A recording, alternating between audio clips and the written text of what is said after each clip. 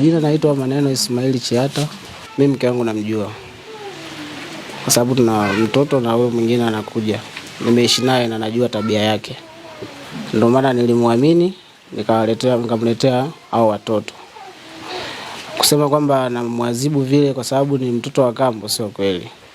Kwa hiyo inawezekana tu pale aliteleza, alikuwa labda na hasira, akatumia ile hasira kufanyaje kumwadhibu vile mtoto. Lakini kumchapa hapana, sio kweli.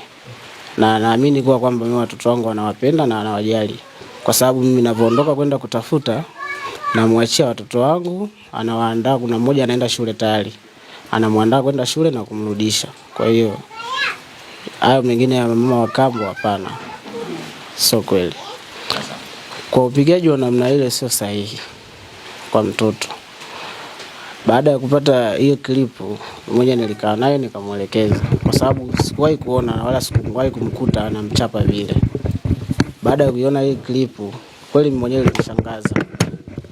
Lakini nikakaa naye chini nikamwambia kwamba kwa sababu imeshatokea na zimeshasambaa, kaa chini, tuliza, tuone namna ya kulitatua. Lakini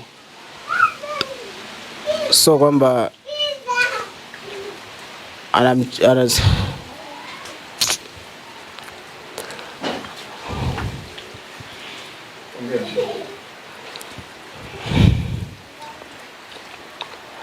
baada ya kukaa naye chini nilimuelekeza tu kwamba umekosea, kwa sababu mwenyewe sikupanic, kwa sababu limeshatokea.